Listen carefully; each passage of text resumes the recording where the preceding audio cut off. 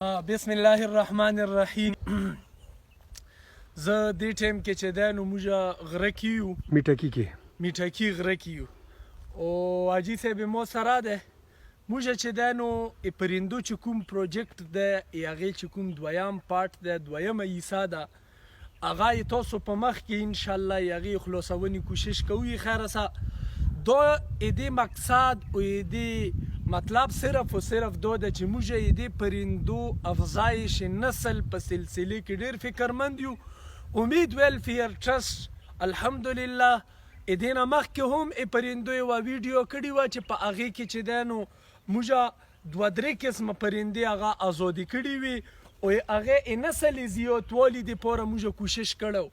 اوس دې ټایم کې موږ نور دوه درې قسمه پرندې انشاءالله تاسو ته به په سکرین باندې راشي خیره سره چې موږ اوس دې نه بعد دوه درې قسمه نورې پرندې هغه هم پرېږدو. دې نه علاوه بیا هغې طرف ته انشاءالله څو یې پرېږدو خیره سره. نو تاسو موږ سره اوسئ. تاسو ډېره مننه. انشاءالله دې نه بعد به د پرندو پرېښونې هغه ویډیو کوو خیره سره، هغه هم تاسو ګورئ. تاسو ډېره مننه. جزاکم الله. امید ویلفیر ټرست علاقه صالحانه او کوټلی کلای طرف نه پرندوی پروجیکټ دویم حصہ یا دویم پارٹ هغې کې موږ د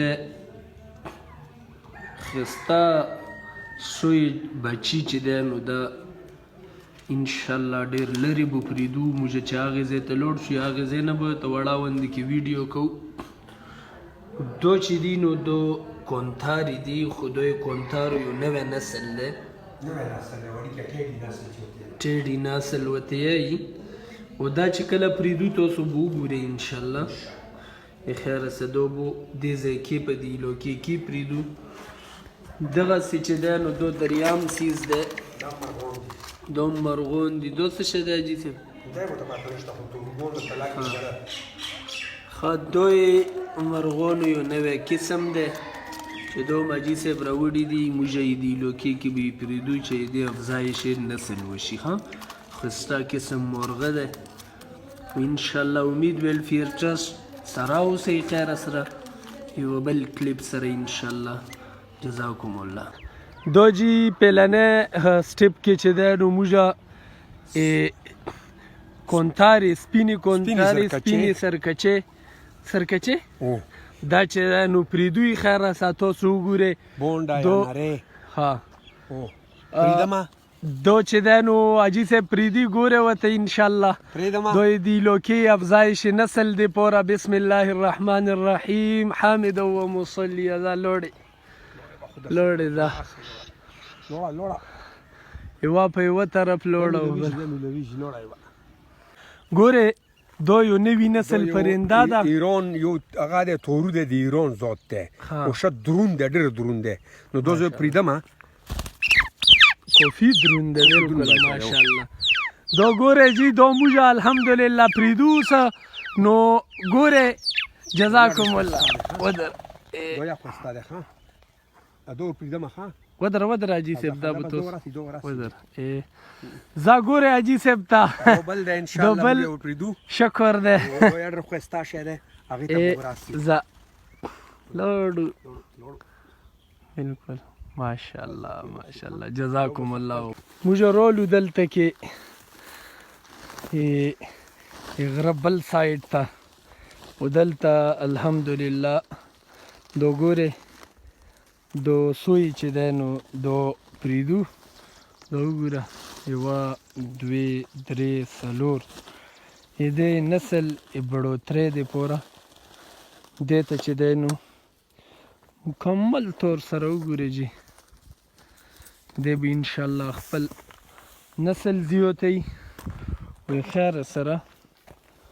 دا به انشاءالله د علاقې کې خیر سره خپل خدمات پیش کوي. نو بس دا اینډ دی.